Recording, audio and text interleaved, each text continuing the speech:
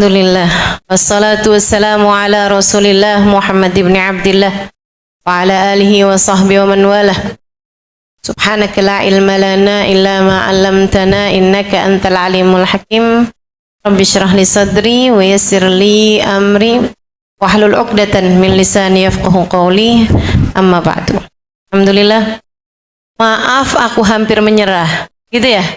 Temanya ya. Itu bukan dari saya. Karena saya tidak pernah hampir menyerah.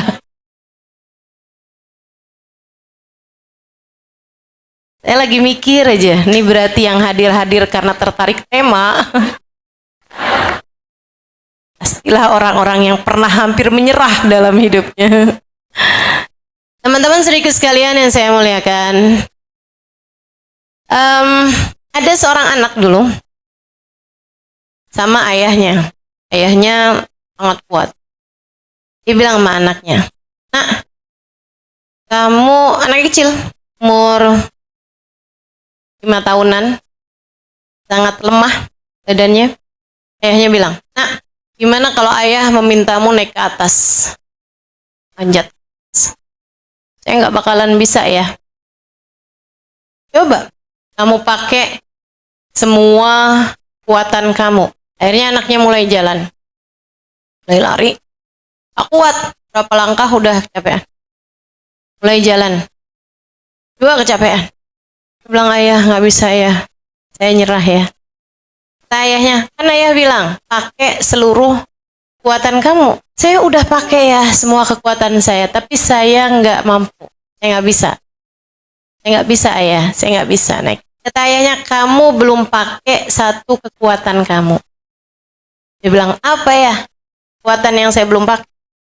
Kamu belum meminta kepada ayah untuk gendongmu. Teman-teman sedikit sekalian, anak ini selalu berpikir bahwa yang namanya kekuatan dia adalah kekuatan badan dia, kekuatan pikiran dia, kekuatan dia gitu. Tidak berpikir bahwa salah satu dari kekuatan yang dia punya adalah minta tolong kepada ayahnya untuk membawanya ke sana. Kita dalam hidup tuh suka kayak gitu. Kamu selalu menganggap bahwa yang namanya kekuatan adalah kekuatan kamu. Kekuatan kecerdasan kamu yang tidak seberapa. Kekuatan kekayaanmu yang tidak seberapa. Betul? Kekuatan kecantikan kamu yang juga tidak seberapa. Kan kita semua nih, maksud saya bukan cuma kamu, saya juga. Kekuatan kecerdasan saya tidaklah seberapa. Kekuatan badan kita tidak seberapa. Kekuatan kekayaan kita tidak seberapa. Kekuatan apalagi kecantikan kita tentu saja tidak seberapa, teman-teman. Tidak ada yang cukup untuk dapat kamu andalkan. Akan tetapi kita punya kekuatan lain yang seharusnya membuat kita tidak akan pernah menyerah dalam segala keadaan apapun, yaitu kekuatan Sang Pengendali yang telah memperkenankan kepada kita untuk kita meminta tolong padanya. Dia mengatakan, ud'uni astajib, berdoalah, mintalah, niscaya akan aku beri. Panggillah namaku, niscaya aku akan menjawab panggilanmu. Kata Allah, fadhkuruni adzkurkum. Panggil namaku, aku akan panggil namamu. Akan tetapi kita nih dalam kehidupan, kenapa kita gampang nyerah? Karena kita lebih memilih jalan yang lain. Nasullah fa'ansahum dzikra anfusihim. Mereka lupa kepada Allah, kata Allah dalam ayat yang lain, Allah pun melupakan mereka. Itu kita yang lebih sering memilih melupakan Allah sebagai sumber kekuatan kita. Karenanya kita jadi gampang nyerah. Kita ngandelinnya kekuatan kita ngandelinnya pikiran kita ngandelinnya cantikan kita misalnya. Ah, suami saya nggak bakalan kemana-mana. Siapa yang bisa dapetin cewek lebih cantik daripada saya? Kata suaminya, ya banyak. Masya Allah.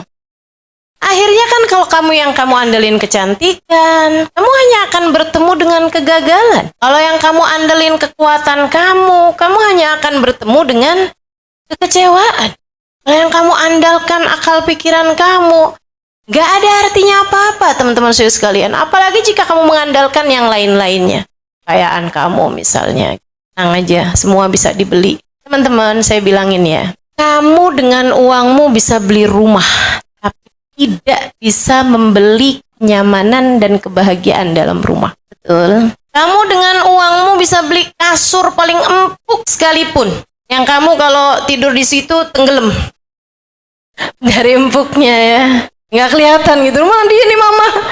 Nyata di dalam kasur. Teman-teman sekalian, tapi kamu nggak bakalan bisa beli tidur. Kasurnya bisa kamu beli. Tidurnya emang bisa gitu kamu beli. Orang beli jual kasur mahal-mahal gitu. Saya tanyain, ini bisa nggak nih? Kalau tidur di sini pasti mimpi baik. Pasti mimpi indah. Nggak bisa gitu. Nggak bisa beli tidur apalagi beli mimpi indah. Maka teman-teman sekalian, uangmu yang kamu punya mungkin bisa beli obat-obatan, bisa bayar dokter paling mahal. Tapi apakah bisa beli kesehatan? Enggak. Berapapun uang yang kamu punya, tidak akan bisa menghalangi satu ubanmu yang mau tumbuh. Kamu nggak bisa ngaca terus bilang, kulit kepala, duit saya miliaran loh. Jangan sampai tumbuh uban ya. Nggak bisa teman-teman. Nggak ada yang bisa. Kita halang-halangin untuk bisa mendapatkan apa yang kita mau gitu. Gak ada yang bisa membuat kita melakukan apa yang kita. Karena semua kekuatan tidak ada pada uang. Semua kekuatan, sumber kekuatan bukan terdapat pada pemikiran. Bukan terdapat, maksudnya akal gitu ya. Bukan terdapat pada kekuatan badan, kekuatan akal, apalagi kekuatan uang, kekuatan kecantikan. Gak ada artinya apa-apa. Sebab sumber kekuatan itu hanya satu. Pemberi kekuatan hanya satu. Sebab pemilik kekuatan hanya satu. Namanya Allah. Maka kamu nggak akan merasa perlu menyerah selagi kamu bersama dengan sang pemilik kuat. Kamu hanya perlu meminta. Bagaimana anak tadi nih? Salah satu kekuatannya adalah untuk meminta. Ya, tolong saya. Bawa saya naik. Kan begitu? Kita dalam hidup juga seperti itu. Kamu tidak akan mungkin mampu mengendalikan hati anak-anakmu. Jangankan mengendalikan hati anak-anakmu, mengendalikan hatimu sendiri kamu nggak mampu kok. Kamu tidak akan bisa mengendalikan hati suamimu. Jangankan hati suamimu, teman-teman, hatimu sendiri kamu nggak mampu. Nggak bisa. Sumber kekuatan kita tuh cuma satu. Allah semuanya. Yang sudah mengatakan, Billahil aliyil azim. War-razzaq. Dzul quwwatil matin, kata Allah. La haula wa la quwata illa billahil aliyil azim. Tidak ada kekuatan untuk mendatangkan kebaikan. Tidak ada kekuatan untuk menghindarkanmu dari keburukan. Kecuali semuanya dari Allah subhanahu wa ta'ala. War-razzaq. Ialah sang pemberi. Dzul quwwatil matin. Ialah sang pemilik kekuatan yang sejati. Karenanya tidak ada yang pantas buat kita yang lemah selain untuk berkata, wa ufawwidu amri ilallah. Innallaha basirun bil ibad. Dan aku serahkan segala urusanku kepada Allah. Sebab dialah yang maha mengetahui segala urusan hamba-hambanya. Tidak ada yang pantas bagi kita selain kita mengatakan Bismillah amantu billah tawakkaltu ala Allah la haula wa la quwata illa billahil aliyil azim. Dengan nama Allah, hanya dengan nama Allah kita dapat melakukan sesuatu.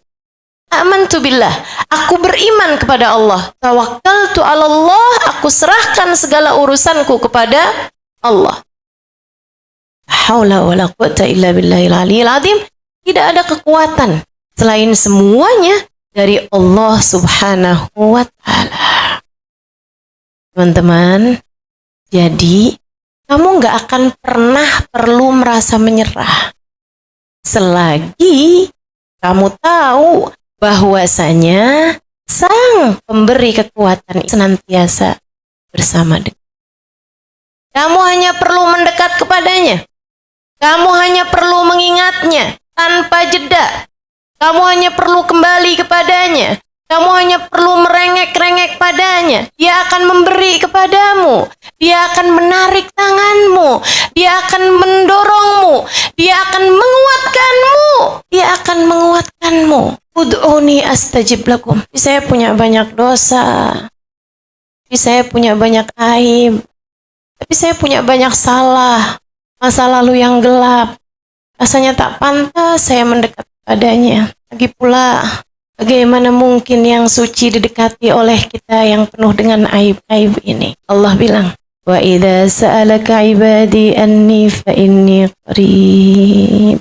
Sampaikan, wahai Nabi Muhammad, apabila ada seseorang bertanya tentangku, apakah aku dekat ataukah aku jauh? Katakan padanya, fa inni qarib, aku dekat dengan dia.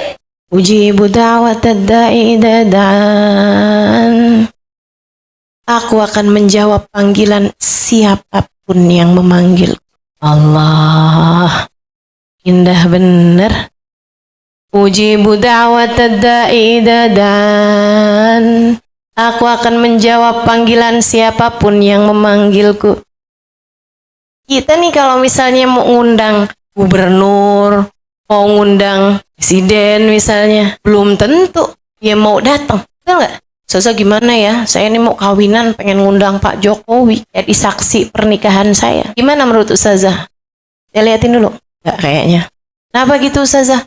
Kamu bukan Aurel. Teman-teman saya sekalian, mau ngundang orang di dunia gini aja bukan mudah loh. Segitunya sang pemilik dunia, sang pemilik akhirat, penciptamu, teman-teman saudaraku sekalian, pengendali semuanya, pemilik segalanya, berkata kepadamu, ujibu da'watad da'i idza da'an. Aku akan menjawab panggilan siapapun yang memanggilku. Ya Allah. Falyastajibu li. Ini deh. Maka hendaklah mereka memanggil namaku. Wa idza salaka ibadi anni fa inni qarib. Ujibu da'watad da'i idza da'ani falyastajibu li. Mana itu ayatnya?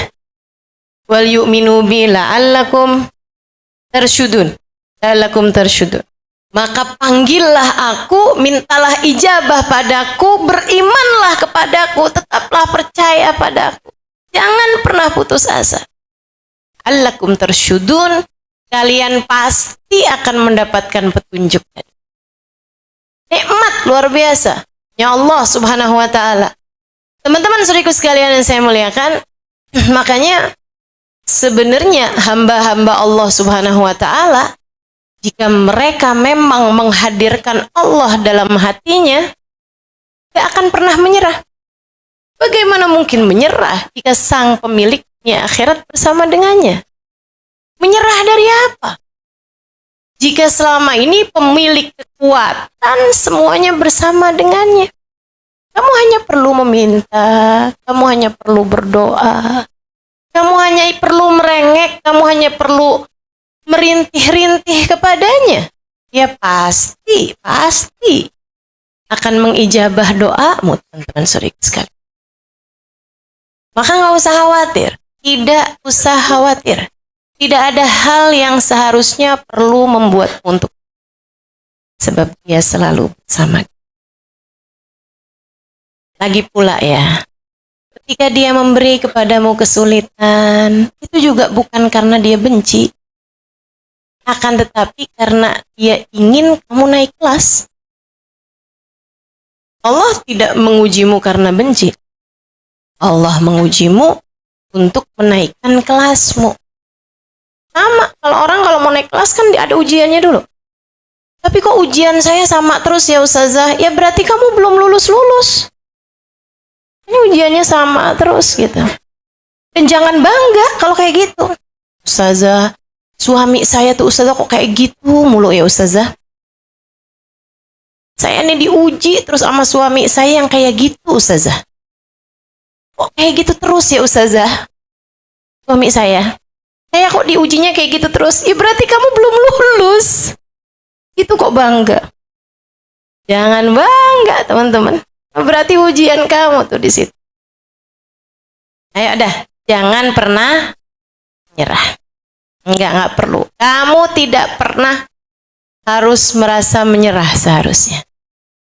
Teman-teman sikut sekalian, apa sih yang bikin orang pernah menyerah biasanya? Sakit, miskin. Gak putus asa tuh biasanya orang dari apa putus asanya? Miskin, sakit, apa lagi? Putus cinta. Ya, oke banget dah. Ya. Ayo coba. Ini buat yang pernah hampir menyerah nih, saya mau tahu nih. Apa yang membuatmu pernah hampir menyerah? Masalah apa? Apa? Diselingkuhin. Oke, baik.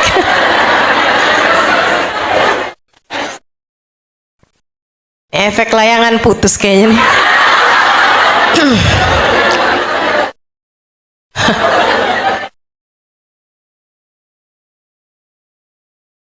Ya. Kalau ya layangan putus, beli lagi layangan yang lebih bagus.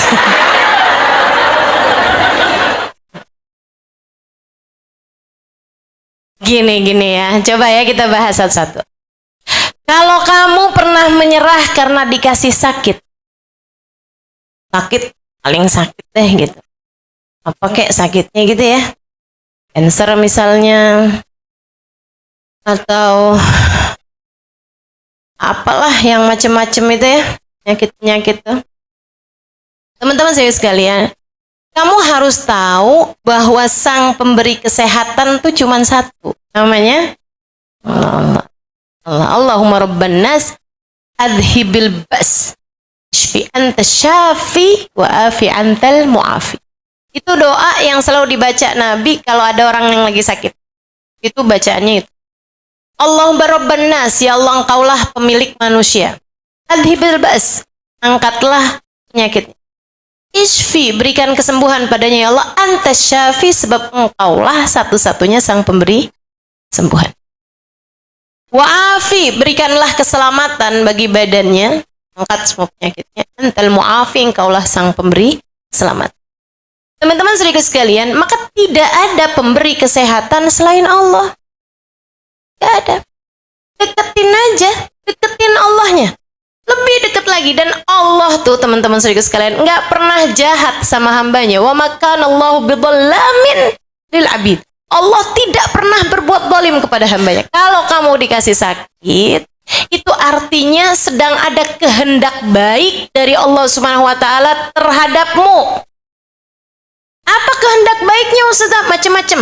Bisa menjadi penggugur atas dosa-dosamu. Sampai-sampai Nabi Muhammad SAW mengatakan, ahabbul amrad ilayya al-humma. Kata Nabi Muhammad, penyakit favorit saya. Tuh. Kalau itu adalah kehendak buruk, Nabi pasti nggak punya penyakit favorit. Betul nggak? Tapi Nabi itu punya penyakit favorit, teman-teman. Kata Nabi Muhammad, ahabbul amrad ilayya. Penyakit yang paling saya sukai. Sakit yang paling saya sukai adalah al-humma, sakit panas, demam. Nabi paling suka sakit demam. Kenapa gitu? Karena datang dari ujung rambut ke ujung kaki, semuanya berasa demam, panas semuanya, sehingga menjadikan penghapus dosa dari semua anggota tubuh. Makanya kalau kamu perhatikan, kebanyakan dari kita itu dikasih sakit sama Allah Subhanahu wa taala di anggota badan yang sering berbuat dosa. Coba, Ustazah mata nggak terang, dipakai apa aja tuh matanya? Ustazah sariawan, mulut nggak enak semua, tenggorokan kering. Ya emang kamu kan ngomongnya macem-macem. Suka ngomel kan. Itu Allah lagi mau ngapusin dosa-dosanya. Kamu marah, kamu ngomel, kamu ngomong kasar, di jalanan kamu caci maki orang, iya kan? Mentang-mentang nggak kenal. Kalau mobil disalip atau apa kan gampang banget tuh. Aduh ya Allah, orang kalau di jalanan ya tuh jangan sampai ada nih di antara teman-teman yang kayak gitu. Kalau diapain tinggal buka kaca aja, terus ngomong. Manggil nama yang ada di kebun binatang. Jangan. Teman-teman sih sekalian, kalau ada yang mau disebut dari yang di kebun binatang yang lucu-lucu aja. Buka kaca, kucing kamu. Panda kamu. Ya kan? Teman-teman saudara sekalian, jadi yang namanya sakit tuh ngapusin dosa. Saya kasih tahu. Lau araftum ma da'atullah lal ajdam, kata Nabi Muhammad sallallahu alaihi wasallam. Tentang urusan penyakit bikin kamu insya Allah nggak akan pernah nyerah.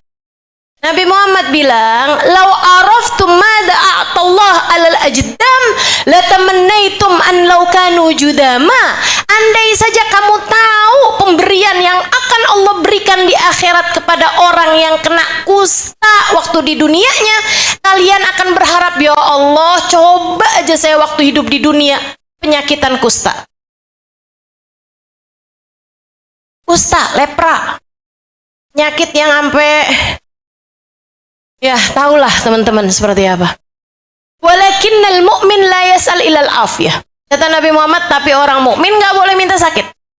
Cuman maksudnya Nabi, kalau kamu dikasih sakit, yang sabar. Nanti di hari akhirat, kamu akan bikin orang-orang di sekelilingmu malah justru iri kepadamu dan berharap, andai saya waktu di dunia berpenyakitan.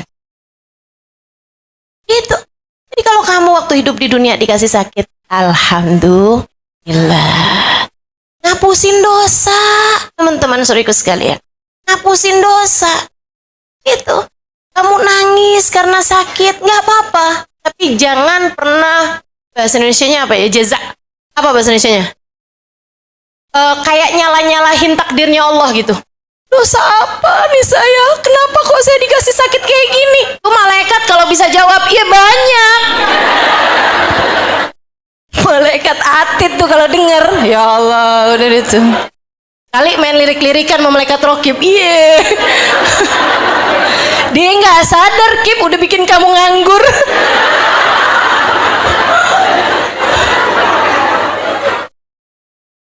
Dosa apa katanya? Dosa kita banyak, teman-teman.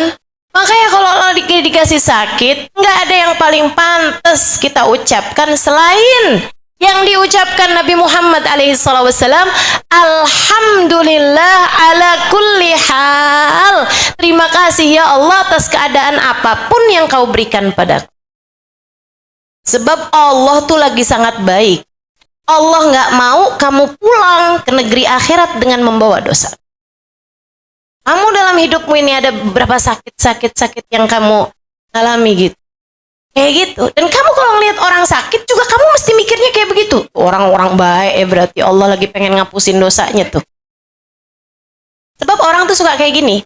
Kalau yang dikasih sakit dirinya, nih penghapusan dosa, nih Allah maha baik mas saya. Giliran orang lain yang dikasih sakit, dosanya banyak tuh. Walat tuh mas saya kayaknya tuh. Masya Allah, Masya Allah. Nggak gitu. Nah ya, jadi semua sakit-sakit kita adalah tanda cinta Allah SWT. Innallaha idza ahabba abdan ibtalah. Nabi Muhammad gitu, Allah tuh kalau cinta sama seorang hamba, diujinya hamba tersebut. Dikasih sakit, saya ingat Ubabah Khadijah binti Syekh Abu Bakar bin Salim. Waktu saya mungkin beliau lagi saya ziarah ke almarhumah ya, meninggal dunia. Saya ceritakan di buku Bidadari Bumi 1 bagaimana beliau ketika meninggal dunia menganggap kematiannya sebagai sebuah pesta, ya kan? Jadi diundang sama Allah, udah siap-siap, rapi, cakep gitu kan, mandi wangi-wangi gitu, senyum terus. Saya mau pergi nih kondangan katanya, Masya Allah. Tahu-taunya maksudnya beliau dengan kondangan adalah meninggal dunia, pergi pesta kata beliau. Teman-teman sedikit sekalian saya muliakan. Nah, Ubabah Khadijah ini, ada seorang kawan saya ngadu kepada Ubabah Khadijah. Ubabah doain dong, ini tenggorokan saya sakit banget nih, gak enak makan, susah nelon gitu. Ubabah tolong saya. Ubabah Khadijah sebagai orang yang memang penuh rahmat, mau kasih sayang sama tiap orang ya. Dia letakkan tangannya di tenggorokannya, doain Allah Rabbana Zabil Basyir. Doain sama beliau. Tapi habis itu ngomong kayak gini, kamu tuh ya sabarnya dikit amat sih. Baru dikasih gini aja lo minta sembuh. Kamu tahu nggak? Ngeri nih. Ucapan orang yang tahu bahwa sang pemilik kekuatan bersama dengannya. Ucapan orang yang menjadikan hidupnya buat Allah Subhanahu wa taala, antara dia sama Allah Subhanahu wa taala. Ucapan seseorang yang faham inna salati wa nusuki wa mahyaya wa mamati lillahi rabbil alamin. Hidupku, matiku, salatku, semua ibadahku hanya untuk Allah Subhanahu wa taala, hanya untukmu ya Allah. Ucapannya ketika lagi pegangin lehernya orang yang lagi sakit nih, bilang kayak gini, kamu nih sabarnya dikit amat sih. Baru dikasih gini aja loh pengen minta sembuh. Kamu tahu nggak? Saya tuh kalau beberapa hari sama Allah nggak dikasih sakit, saya suka nanya, ya Allah, apakah engkau sudah lupa kepada hambamu Khadijah? Kenapa gitu Hubabah? Bukankah Nabi Muhammad bilang, innallaha idza ahabba abdan ibtalah. Allah apabila cinta kepada seorang hamba, diujinya hamba tersebut. Diujinya hamba tersebut. Saya kalau lama gak dikasih sakit, saya nanya sama Allah, ya Allah, apakah engkau sudah lupa kepada hambamu Khadijah? Kok semuanya baik-baik semua ya, kepala gak pusing, perut gak mules, kaki gak pegel-pegel. Allah apa udah lupa ya mas saya, gitu katanya, subhanallah. Ya udah, nanti kalau sakit-sakit lagi saya ajarin kayak gini nih. Kalau kamu lagi sakit mata, kamu bilang, ya Allah makasih, jadikan ini sebagai pengguguran atas dosanya mata saya ya Allah. Ampuni segala dosanya mata ya Allah. Dan ampuni juga dosa dari anggota badan saya yang lain ya Allah. Makasih ya Allah. Gitu. Insya jangan pernah menyerah. Gak perlu nyerah. Semuanya dari Allah kok. Kemarin waktu saya di Pontianak, saya seorang kawan. Waktu saya beberapa tahun yang lalu datang, dia sehat-sehat aja, seger-seger aja. Nah, kemarin waktu saya datang, dia udah kena stroke ringan. Jadi dia udah setengah badannya ini udah lemah sekali ya. Jadi yang bisa digerakkan hanya sebelah aja gitu. Alhamdulillahnya yang kiri. Ya, yang kanannya masih baik-baik aja. Tetap semangat. Jalan udah pakai tongkat, tangan yang sebelah udah nggak bisa digerakin, semangat. Saya tanya sama dia kan, ini sakitnya diabetes dari apa namanya? Dari diabetes apa dari darah tinggi? Terus dia bilang dari diabetes Ustazah. Berapa diabetesnya? 800 Ustazah. Dia bilang, oh kembali 200. Iya Ustazah. 800. Terus dia bilang sama saya nih, dia bilang gini nih, kalau yang ngasih orang sudah saya pukul dia Ustazah. Stroke ini dia bilang, kalau yang ngasih orang, siapapun orangnya saya pukul dia Ustazah. Saya gampar dia Ustazah. Tapi kan kita tahu yang ngasih Allah. Ya udah aja saya nikmatin. Subhanallah, kayak jadi obat gitu. Buat saya dan buat semua orang insya Allah. Ya. Kalau kamu lagi dikasih sakit, kamu bilang, kamu ingetin diri kamu sendiri. Kamu mulai, aduh kok sakit ya. Kamu ingetin diri sendiri. Tunggu dulu, yang ngasih sakit siapa nih? Yang ngasih sakit siapa nih? Allah. Kalau Allah yang ngasih sakit, Allah yang paling tahu yang terbaik buat kita. Kita nih kadang-kadang jadi orang, kalau nggak dikasih sakit, suka sok-sokan. Suka ngerasa kita buat, suka ngerasa kayaknya umur masih panjang. Betul nggak? Kalau dikasih sakit kan jadi inget mati, kan bagus. Kalau dikasih sakit kan jadi nyebut Allah, kan bagus. Betul apa enggak? Kalau dikasih sakit nih, Allah bawaan nyari tasbih mulu. Kalau nggak sakit, yang dicari remote TV. Giliran sakit baru dah nyari tasbih, nyari Quran, gitu kan ya? Masya Allah. Ini modelan kayak kita nih. Jadi Allah kadang-kadang suka ngasih sakit sama kita. biar dia ingat kepadaku, kata Allah.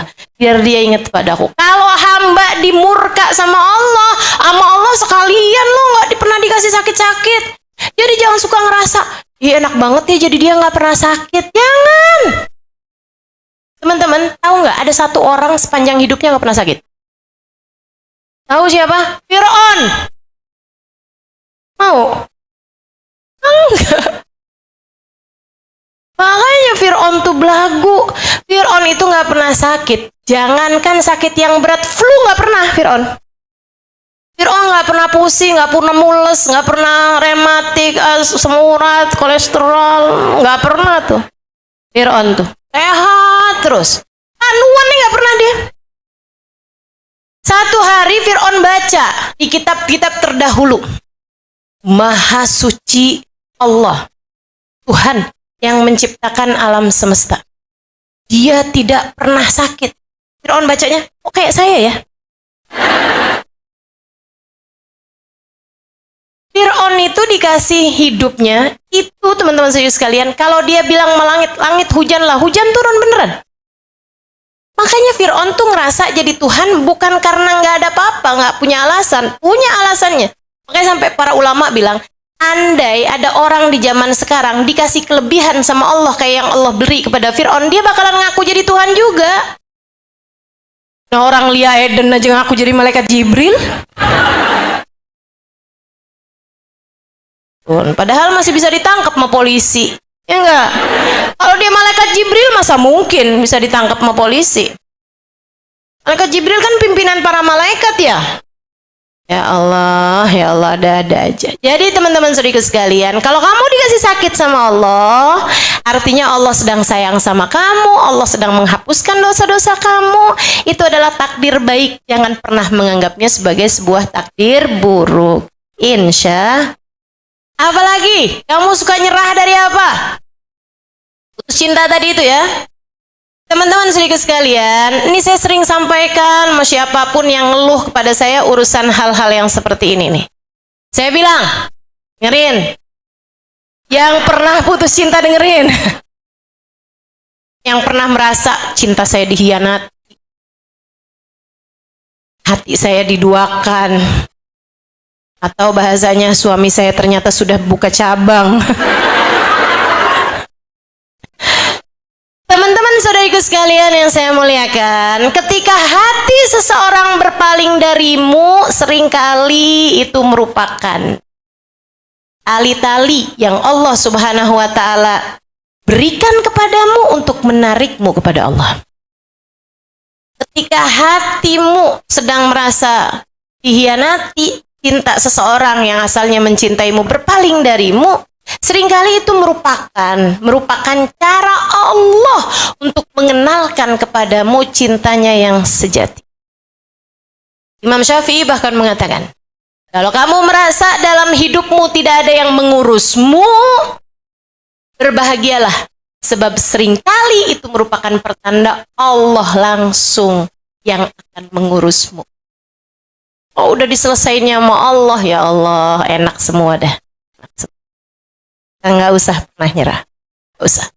Kalau lagi ada hati seseorang sedang berpaling, saatmu untuk mengangkat tangan kepada Allah Subhanahu wa Ta'ala dan berkata, ya Allah, meski siapapun berpaling hatinya dariku, jangan pernah engkau yang berpaling dariku, ya Allah. Sebab siapapun pergi, aku tak peduli, selagi engkau tetap memandangku dengan penuh kasih sayang. Halo? Bisa? Insya Allah. Saya nggak lagi doain suamimu berpaling hati, enggak. Cuman siap-siap aja. Allah itu pencemburu, teman-teman. Ada nih, sebelum nikah, ya Allah, tahajudnya rapi. Quran nggak pernah ditinggal, zikirannya rajin. Giliran punya suami aja yang dipikirin sama dia. Tiap hari urusannya minum jamu anti tua. Tiap hari urusannya pokoknya yang penting suami sayang. Kalau dia baca-bacaan juga biar hati suaminya nggak berpaling. Baca surat Ar-Rahman biar suami tambah sayang. Sholat tahajud biar suami tambah cinta. Apa-apaan biar rezeki suami luas. Jadinya ngasih sama saya. Padahal belum tentu kan. Kalau minta rezeki aja, nggak usah ke suami. Ya Allah kasih kepadaku rezeki, enak. Halo? Jadi nggak usah doain rezeki suami, doain juga. Tapi maksudnya ngapain kamu kalau mau doa tentang rezeki kamu sendiri, kenapa harus lewat suami? Nggak usah, langsung aja minta sama Allah Subhanahu wa Ta'ala. Jangan punya ketergantungan kepada manusia siapapun orangnya. Kalau dia pergi, hatimu jadinya rapuh, hatimu jadinya ambruk, karena kamu bergantung sama sesuatu yang lemah. Akan tetapi kalau bergantungmu sama Allah Subhanahu wa Ta'ala, kamu jadikan statusmu sebagai seorang istri adalah caramu mendekat kepada Allah Subhanahu wa Ta'ala, tugasmu ibadah kepada Allah Subhanahu wa Ta'ala, ringan aja hati kamu pastinya. Teman-teman saudaraku sekalian, yang pergi siapa? Suami. Allah nggak pernah pergi kok. Gitu kan ya? Jangan pernah buat hatimu bergantung kecuali kepada yang kuat. Kalau kamu senderan, gantungan sama yang lemah, jatuh kamu berduaan sama dia. Betul apa enggak? Senderan sama kaleng kerupuk ya rubuh. Saya nggak bilangin suami kamu kaleng kerupuk ya. Walaupun agak mirip, enggak. Teman-teman saudaraku sekalian, saya muliakan, jangan pernah bergantung sama yang lemah. Udah, benerin hubunganmu sama Allah. Kamu tidak akan pernah menyerah dari apapun. Dan, saya kasih tahu kabar gembiranya. Kalau hubungan kamu baik sama Allah, kamu hidup di dunia secara sederhana. Oh, yang kemiskinan sekarang. Kalau ada di antaramu yang pernah menyerah karena kemiskinan, ibu, adik, kakak, saya kasih tahu. Sesedikit apapun rizkimu cukup untuk membiayai hidupmu. Tapi sebanyak apapun rezekimu, uangmu nggak akan pernah cukup jika untuk membiayai gaya hidupmu. Dengar? Sesedikit apapun rezekimu cukup kalau hanya untuk membiayai hidupmu, buat makan, buat pakai baju, itu cukup. Saya nggak pernah kok ngeliat orang dari miskinnya sampai kemana-mana nggak pakai baju. Kamu kenapa kok nggak pakai kerudungan? Saya miskin, ustazah. Nggak pernah saya. Nggak pernah. Teman-teman saudaraku sekalian saya muliakan, nggak pernah saya lihat orang dari miskinnya sampai nggak pakai baju. Saya nggak pernah lihat sampai sekarang orang yang dari miskinnya sampai nggak bisa makan gitu. Nggak pernah kok saya. Semuanya dikasih sama Allah. Urusan untuk hidup nih, makan, pakaian gitu kan, pasti Allah Subhanahu wa Ta'ala bakalan kasih. Teman-teman saudaraku sekalian, bakalan kasih, nggak usah khawatir. Urusan rezeki makanan nih ya, dengerin. Kamu dalam perut ibu kamu tuh pernah ada yang kelaparan apa enggak? Ada enggak dokter periksa, wah anak ibu stres nih. Dalam kandungan ibu anakmu stres. Kenapa gitu? Kelaparan. Ya Allah. Rezekinya disampaikan. Ibu menurutmu mana yang lebih rumit? Ngasih rezeki sama janin dalam kandungan apa kepadamu yang sekarang udah mulai kelihatan di CCTV? CCTV Indomaret kelihatan tuh. Kamu kalau masuk Indomaret. Teman-teman sekalian, kamu udah ada di atas muka bumi ini. Udah jelas semuanya rupa-rupanya. Allah nggak bakalan lupa ngasih sama kita makanan. Tenang aja. Nggak bakalan lupa Allah SWT buat ngasih kepada kita makanan. Teman-teman sekalian, pernah ada seorang bapak sama seorang anak. Gitu ya. Anaknya bilang, ya Allah Pak, kita hari ini udah nggak punya apa-apa nih Pak. Kita bakalan tidur dalam keadaan lapar nih Pak nih hari. Bapaknya bilang kayak begini, jangan GR nak. Oh GR Pak? Jangan bangga dulu, jangan sombong kamu. Kok gitu Pak? Ya itu kan hidupnya caranya para nabi, para wali nak. Kita mah nggak nyampe nak segitu. Gak lama kemudian datang orang ketuk pintu, ngasih makanan. Dia bilang kita lagi ada kenduri, lagi ada hajatan. Kirimin makanan tuh, karena kita mah nggak bakalan dibiarin lapar sama Allah. Yang lapar itu Nabi Muhammad. Sampai mengganjal perutnya dengan batu. Kita nggak bakalan pernah sampai di derajat seperti itu. Yang lapar itu para perempuan-perempuan solehah. Sayyidah Aisyah tahu rasanya lapar. Berbulan-bulan tidak ada yang masuk dalam perut kami lal aswadain kecuali air kurma. Sayyidah Aisyah pernah. Sayyidah Fatimah pernah, wahai Abu Ayyub, kirimkan daging ini kepada putriku Fatimah, akan menjadi makanan pertama yang masuk dalam perutnya sudah 3 hari 3 malam. Tapi kalau yang kayak kita-kita, nggak bakalan sama Allah dijadiin lapar. Jadi tenang aja. Kamu mengeluh terhadap kemiskinan, enggak, kamu nggak miskin. Kamu bukan miskin, kamu hanya kurang syukur. Kamu hanya memperbanyak tuntutan dalam hidupmu. Ngerasa perlu buat kredit panci. Ngerasa perlu buat ikutan jalan-jalan. Gitu kan? Ngerasa perlu. Padahal kamu nggak pergi jalan-jalan, nggak apa-apa. Kan begitu ya? Padahal kamu nggak pergi ke mall, nggak apa-apa. Pernah nggak ada orang masuk rumah sakit? Kenapa tuh? Nggak belanja 2 bulan? Pernah lihat? Ya pernah. Jadi teman-teman saudariku sekalian, udah. Gak ada ceritanya. Kita bakalan dikasih kemiskinan yang sampai miskin banget, gak ada ceritanya. Tinggal syukuri aja. Dan kalau kamu sama Allah dibikin rezekinya terbatas di dunia ini, nanti kamu akan syukuri di akhirat nanti. Kamu akan mensyukurinya di akhirat nanti. Karena itu merupakan doanya Nabi Muhammad SAW untuk keluarganya. Allahumma ja'al rizqa alin nabi kafafa. Ya Allah, jadikanlah rizki keluarga Nabi Muhammad hanya yang secukupnya aja. Kalau kamu merasa rizki kamu kok secukupnya aja, ya Allah, alhamdulillah, nih kayaknya udah mulai mirip sama doanya Nabi Muhammad. Gitu. Jangan lihat, ya Allah, kapan ya punya mobil ya Allah, cuma bisa lihat doang. Katanya disolawatin, pegang solawatin. Nah, nggak usah.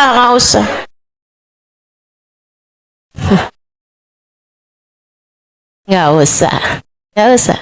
Kalau Allah lihat kamu perlu, kamu bakalan dikasih. Ya, kalau Allah lihat kamu perlu, kamu bakalan dikasih. Kalau kamu dikasih yang secukupnya, karena Allah Maha sayang sama kamu, takut kamu hisabnya kepanjangan di hari akhirat. Kan? Dah, nggak usah ada yang perlu membuatmu menyerah. Cukup bagimu untuk selalu mengangkat tanganmu kepada Allah Subhanahu wa taala. Ya Allah, aku lemah. Namun aku tak pernah takut, sebab bersamaku ada Engkau Zat yang Maha Kuat. Ya Allah, aku miskin. Namun aku tak pernah takut, sebab bersamaku ada Engkau Zat yang Maha Kaya. Ya Allah, aku bodoh. Namun aku tak pernah takut, sebab bersamaku ada Engkau Zat yang Maha Tahu segala. Ya Allah, kuatkanlah aku dengan kekuatan-Mu. Karuniakan, pahamkan kepada aku ilmu-Mu. Ajari kepada aku, ya Allah, cara mendekat kepadamu. Bimbing aku dan pandanglah aku senantiasa dengan pandangan kasih sayang. Rabbana zalamna anfusana wa illam taghfir lana wa tarhamna lanakunanna minal khasirin. Rabbana atina fid dunya hasanah fil akhirati hasanah wa qina adzabannar. Da'wahum fiha subhanakallahumma wa tahiyyatuhum fiha salam. Akhiru da'wana anil hamdulillahi rabbil alamin. Ila hadratin nabi. Semoga semua yang hadir di tempat ini dikaruniai kekuatan untuk bersandar hanya kepada Allah. Ala hadhihi niyah wa ila hadratin nabi. Al-Fatihah. Bismillahirrahmanirrahim. Alhamdulillah rabbil alamin. Ar-Rahmanirrahim. Maliki yaumiddin. Iyyaka na'budu wa iyyaka nasta'in. Ihdinas siratal mustaqim. صراط الذين أنعمت عليهم غير المغضوب عليهم ولا الضالين آمين. اللهم بحق الفاتحة برحمة الفاتحة بركة الفاتحة تفتح لنا أبواب الخير تؤملنا مؤاملة أهل الخير تكفينا من جميع الفتن والمهن بؤس وضير إنك ولي كل خير متفضل بكل خير برحمتك يا أرحم الراحمين.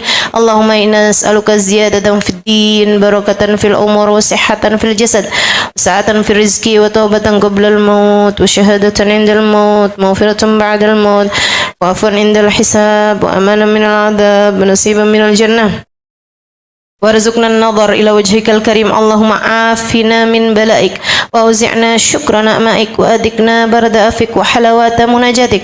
اللهم يا مقلب القلوب ثبت قلوبنا على دينك. يا محول الأحوال حول حالنا إلى أحسن الحال وعافنا من أحوال أهل الضلال وفعل الجهال. Allahumma inna nas'aluka minal uquli awfaraha wa minal adhani asfaha wa minal a'mali azkaha wa minal akhlaqi atyabaha wa minal arzaki azzalaha wa minal afi akmalaha minad dunya khairaha wa minal akhirah na'imaha bihaqqi sayyidina Muhammadin sallallahu alaihi wa ala alihi wasallam. Allahumma rabbana atina fid dunya hasanah fil akhirati hasanah wa qina adzaban nar.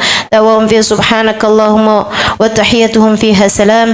Akhiru da'wana anil hamdulillahi rabbil alamin. Ada satu doa yang pengen saya ajarkan kepada teman-teman saudaraku sekalian. Kalau nanti nggak keburu buat nyatetnya, nanti saya akan taruh di Instastory Instagram saya atau di feed Instagram saya ya. Jangan ada yang nanya beli Instagram di mana. Ikuti saya. Bismillahirrahmanirrahim. Allahumma inni dha'ifun fagawwi fi ridaka dha'fi wa khud ilal khairi binasiyati waj'alil islama muntaha ridaya. Allahumma inni dha'ifun faqawwini wa inni dhalilun fa'izzani wa inni faqirun fa'aghnini ya arhamar rahimin. Sallallahu ala sayyidina Muhammadin wa ala alihi wa sahbihi wa sallam. Walhamdulillahi rabbil alamin. Ya, ini doa kalau bagi yang lagi diuji-uji dengan segala hal-hal yang berat-berat dalam hidupmu. Doa ini diajarkan baginda kita Nabi Muhammad SAW, menguatkan kita insyaallah. Artinya, Allahumma inni dhaifun, ya Allah aku sangat lemah. Faqawwi fi ridhaka dha'fi, maka kuatkanlah aku dalam keridhoanmu segala kelemahanku. Segala kelemahanku kuatkanlah ya Allah. Wa khud ilal khairi binasiyati, ya Allah bawa aku, bimbing aku menuju kepada kebaikan. Waj'alil Islam muntaha ridhaya, jadikanlah Islam sebagai puncak tertinggi keridhoanku. Allahumma inni dha'ifun fagawwini, ya Allah aku lemah maka kuatkan aku. Wa inni dhalilun fa'izzani, aku hina muliakan aku. Wa inni faqirun fa'aghnini, ya Allah aku miskin cukupkanlah aku ya arhamar rahimin. Wahai zat yang paling rahmat. Mudah-mudahan Allah Subhanahu wa taala senantiasa menjadikan kita tidak akan pernah menyerah insyaallah. Nah, ini diajarkan oleh guru kami Al Habib Umar bin Hafid dari baginda kita Nabi besar Muhammad sallallahu alaihi wa ala alihi wasallam. Insyaallah orang yang dikehendaki baik dan dikuatkan oleh Allah Subhanahu wa taala tidak akan pernah lupa doa ini. Hanya begitu ya. Mudah-mudahan Allah kuatkan kita senantiasa insyaallah. Amin ya rabbal alamin. Wassallallahu ala sayyidina Muhammadin wa ala alihi wa sahbihi wasallam. Walhamdulillahi rabbil alamin. Terima kasih, mudah-mudahan bermanfaat. Kurang lebihnya mohon maaf. Billahi taufiq wal hidayah wal afu minkum. Assalamualaikum warahmatullahi wabarakatuh.